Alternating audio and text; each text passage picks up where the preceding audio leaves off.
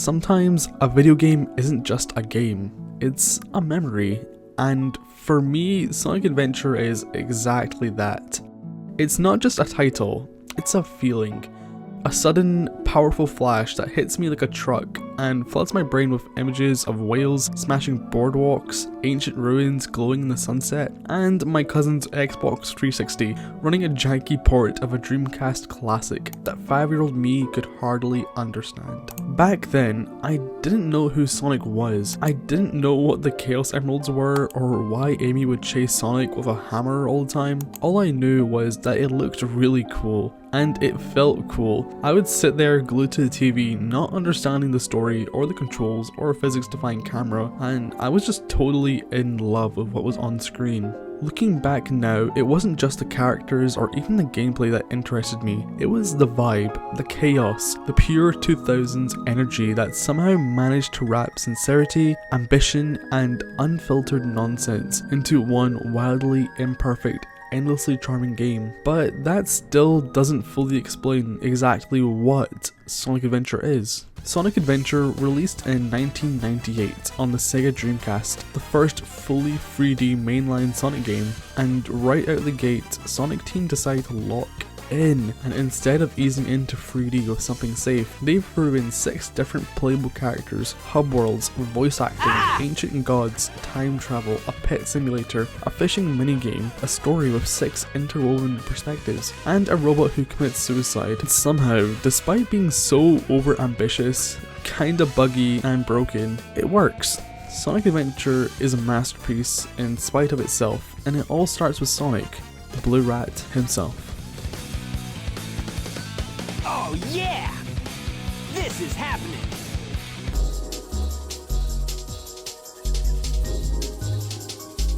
The heart of Sonic Adventure isn't just in the action, it's in the 6 characters it presents you with. And not just because they have different gameplay mechanics, it's because they each bring their own emotional stakes and arcs to the story. Move aside, Amy! Get out of the way! No! This robot is my friend! He helped me! This wasn't just Sonic Team throwing multiple styles into one disc, it was to give faces old and new in the franchise their own moment, their own lens through which to experience the adventure. This game wasn't just about Sonic, it was about Tails, Oh no! it was about Knuckles, Where in the world am I? and Amy and Big, and Gamma, and even Froggy. In earlier games, Sonic was speed and attitude, with no real personality beyond go fast and maybe screw authority. He was a symbol of freedom, but in Sonic Adventure, it's mostly the same, but now he talks, he reacts, even though it can be uncanny sometimes. His delivery is occasionally so stiff, it sounds like he's reading a menu, but the effort is still there, and you can really feel his relationship with each character. Knuckles, don't tell me Eggman tricked you again! Me? What about you? Way to go, Knucklehead!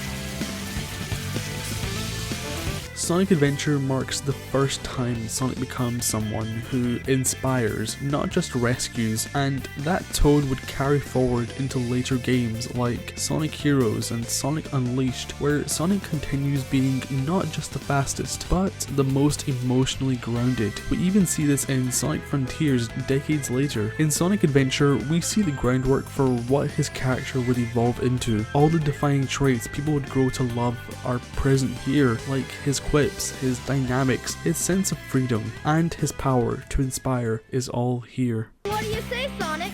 Let's find the Chaos Emeralds before— Tails is like that little cousin or sibling we all have who loves hanging out with you and really look up to you. Tails is just like that. He'd follow Sonic around, die off screen, and come back chirping. But in Adventure, Tails grows the hell up. His arc is the definition of coming of age. He starts by chasing Sonic, literally racing him through the levels, but halfway through his campaign, he's alone, and then Eggman launches a damn nuke on Station Square, and for once, Sonic isn't there to stop it, but Tails is. He uses his guts, he flies solo, he saves Station Square, and he earns his own victory. It's not just a gameplay twist, it's a character evolution. This is the moment Tails stops being Sonic's shadow and becomes a hero in his own right. You can feel that pride when he steps up to face Eggman.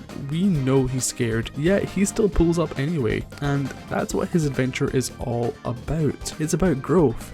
His realization that he is his own person and that he is capable. He isn't just Sonic's sidekick, he's Tails. That spirit carries into games like Sonic Battle and even Sonic 06. Adventure really proved that Tails could be brave, he could lead, he could win. Everything good about Tails' character today, his confidence, his tech wizardry, his belief in himself, it all starts here. Knuckles is the weirdest mix of depth and doofus in the whole Sonic franchise, and I feel like Sonic Adventure captures that perfectly. He's introduced not as a hot-headed rival, but as a solitary guardian, the last of his kind, waking up alone in the jungle ruins, surrounded by the shattered pieces of his tribe's legacy. Knuckles' gameplay in Adventure reflects that tone, slower, quieter, more methodical. It's not about speed, he glides and climbs, looking for shards of the Master Emerald and fragments of his history. Earlier in Sonic 3 and Knuckles, he was manipulated by Eggman, and here he's still wary, even attacks Sonic out of paranoia, but eventually comes around again. Later games like Sonic Chronicles would keep exploring his tribal roots and sense of duty, but Adventure is where that emotional foundation is laid. You begin to see the tension between Knuckles' strength and his isolation. In Adventure, Knuckles is what he's supposed to be, a bruiser with a heart full of history, trying to preserve a culture that only he remembers. Amy Rose in Sonic Adventure is one of the best examples of a character outgrowing their stereotype. Mostly. Before this, she was a damsel in distress, and in Adventure, she is swooning over Sonic, carrying her comically oversized hammer and running from Eggman's robots. Amy meets a tiny Flicky in trouble, and instead of handing it off to Sonic or running away, she protects it. Her arc becomes about agency, about taking control. Her gameplay is more survival focused, dodging enemies rather than bulldozing them, and that reinforces how vulnerable she feels, but also how determined she is. The best moment of her story is when she confronts Gamma. Amy, in all her bubblegum sincerity, convinces a killer robot to rebel against its creator. She saves him, and that act reverberates. Without Amy's compassion, Gamma can't fully turn against Eggman in his story, and this version of Amy, the one who uses compassion and a hammer as a weapon, is what fuels later interpretations of her, but it all starts here. Gamma is a curveball. He's not fast, he's not cute, he's not even fully alive. He's a robot with a gun, but by the end of his story, he's one of the most human characters in the game. Built by Eggman to hunt and destroy, Gamma's journey starts like any other robots would, complete the mission, and his mission is to locate and capture Froggy of all frogs. But when he encounters Amy and the Flicky she's protecting, something happens to him. Gamma's levels are pretty functional. You run, you shoot, you blow things up, but his story is anything but. He begins dismantling his brothers, not to win, but to free them. He's saving the birds that are stuck inside them, literally killing parts of himself to release what Eggman buried. And when Gamma finally turns his blaster on himself, it's not death, it's liberation. The Flicky inside him gets to fly away to freedom. Gamma's story echoes in later characters like Omega or even Metal Sonic's turn towards autonomy, but none of them hit like Gamma did.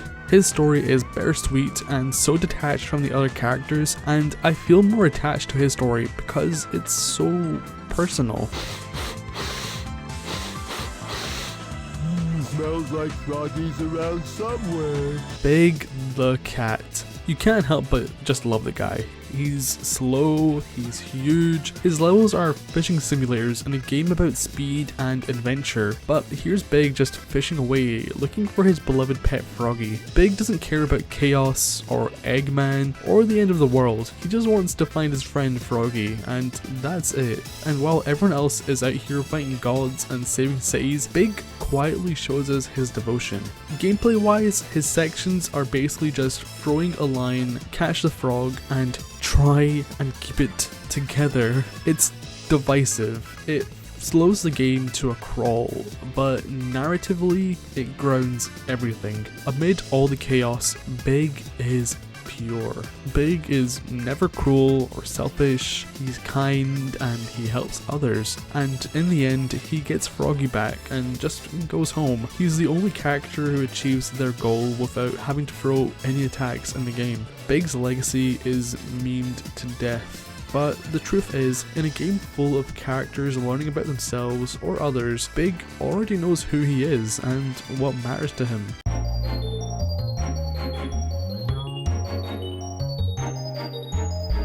One of the things I always look forward to most whenever I come back to Sonic Adventure is the levels. I love soaring through loops or launching off ramps, but because of how each level feels, these aren't just stages you beat, they feel like real places that live in your memory. Every single time I revisit the game, I'm chasing that old feeling, that strange little pulse of magic that hits when each level loads. Emerald Coast is by far one of my favorite stages. It's the first stage you play. The rolling blue waves, the warm orange boardwalk, the killer whales smashing through the dock while you run for your life. It's a tutorial level, but it also sets the perfect tone to start the game off with. I have really fond memories of playing this level over and over again as a kid, and it really stuck with me. Speed Highway is the exact opposite, but just as memorable. Neon signs and glass windows and ridiculous jumps off of skyscrapers, but somehow it's peaceful too. Running on the side of a building at midnight shouldn't feel comforting, and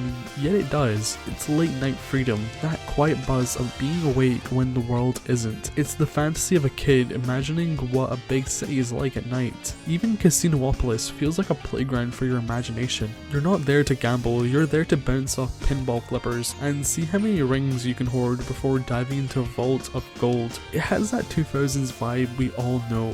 The way the colors flash, the music pulses, it just feels so exciting. Every level in Sonic Adventure is just soaked in atmosphere. Lost World paired with its awesome track makes me feel like I'm raiding a real lost temple. It captures the adventure's vibes so perfectly. Ice Cap is quiet and lonely, with a sharp wind that makes you feel like you're really climbing through some forgotten mountain range. And even the Chao Gardens, which aren't technically levels, give off a soft, meditative energy like the world slows down and lets you just be for a while. What gets me the most is that none of these places feel disposable. They're not just gamey backdrops, they're spaces with feelings baked into them. The lighting, the music, the weird geometry, and even the jankiness of it all feels like Sonic Team really wanted to build a dream you could run through.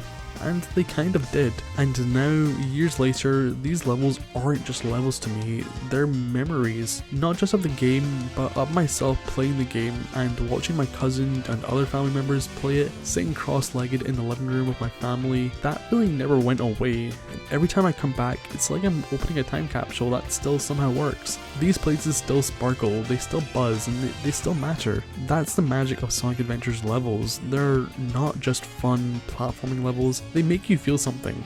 You don't just play them and forget them. They're always sitting in the back of your mind. It's a special part of the game, and I always look forward to revisiting them every time I play Sonic Adventure.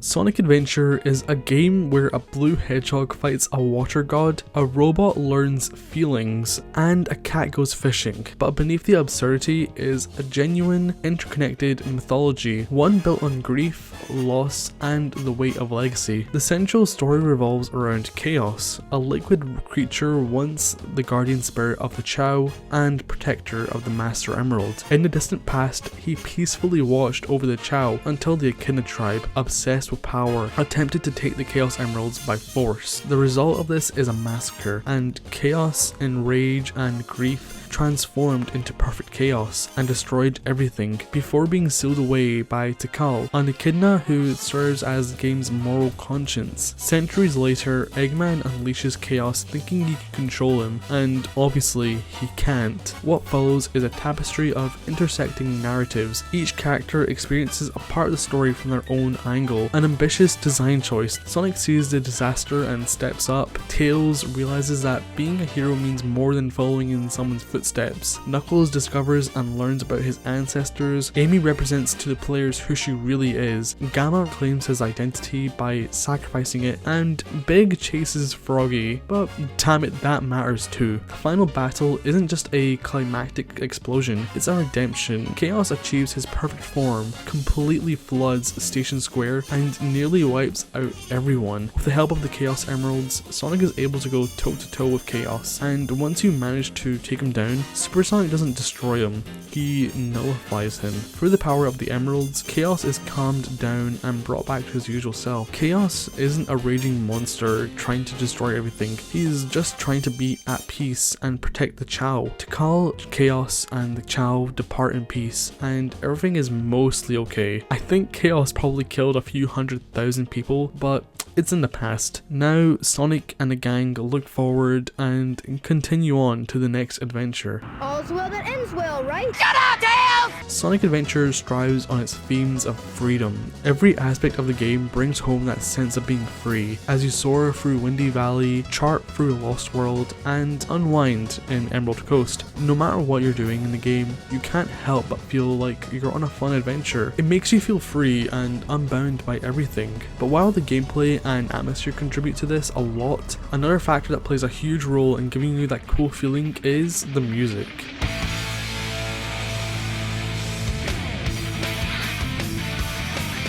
Sonic Adventure has one of the most beloved video game soundtracks in history. Jun Senoue, with the help of Fumi Kumatani, Kenichi Tokoi, and Masaru Setsumaru, they created a music blend of rock, jazz, electronic, and synth that gave each character their own musical identity. Sonic has electric guitar, Knuckles has hip hop and funk, and Gamma has a sort of cold and mechanical feel to his music. And of course there's Open Your Heart by Crush 40. I rediscovered this song when I was like 12 and just starting high school, and when I tell you I play this song all the time, I mean it. Just thinking about it makes me feel kinda embarrassed, but I can't blame 12-year-old me. That song is still a bop to this day. It fills me with adrenaline each and every time. It's also the song that blasts on full volume when you fight Perfect Chaos. It's supposed to be pure adrenaline. It's crunchy riffs, emotional highs, it has lyrics that push you forward. It's kinda cheesy and over the top, but it's still a perfect song. The music in Adventure isn't just background noise, it drives the emotion you feel when playing the game. Believe in Myself becomes Tails' character arc in a single chorus. My Sweet Passion makes Amy feel like a complex inner life character. Sound effects were equally unique. Springs, rings, and dash pads all had distinct and satisfying cues that really fit in Adventure. This game didn't just have a soundtrack, it had an identity, one that remains unmatched by anything else.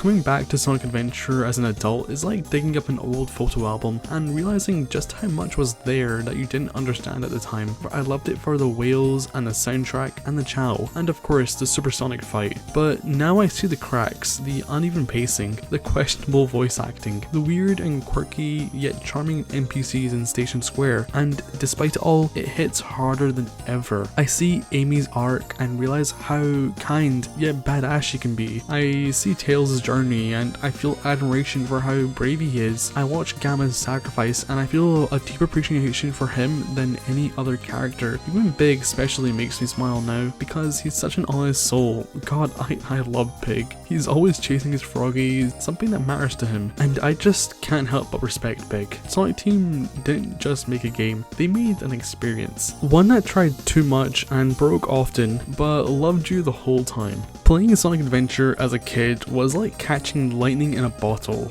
I absorbed more than just a game. I got a taste of freedom and self-discovery. Sonic is as free as the wind, and it's that trait of his that latched me onto him. This hedgehog goes wherever he pleases. Fighting Eggman and having fun, that felt inspiring, and while the voice acting was charmingly stilted, the sincerity made up for all of it. Every Oh no! and Froggy? is burned into my brain forever. In the end, Sonic Adventure isn't just about stops, springs, and boss fights. It's about that feeling, that spark you got as a kid when Sonic made you feel cool. It's about innocence and a subtle defiance of the bullshit life throws at you. For years, whenever I saw the huge ocean or whenever I was at the beach, I'd think of Emerald Coast, and if I was in a bustling and busy city, I would think of Speed Highway and Casinopolis. Sonic Adventure really stuck with me. It filled me with a sense of adventure. It made me feel free as a kid and even as an adult. It's a game, it's a mess, it's a masterpiece. It's Sega throwing everything at the wall and somehow sticking the landing. It's a story about friendship, freedom, and finding your place in the world. It's broken, it's beautiful, it's everything I didn't fully understand at 5 years old, and everything I'll never forget as an adult. That's what Sonic Adventure is.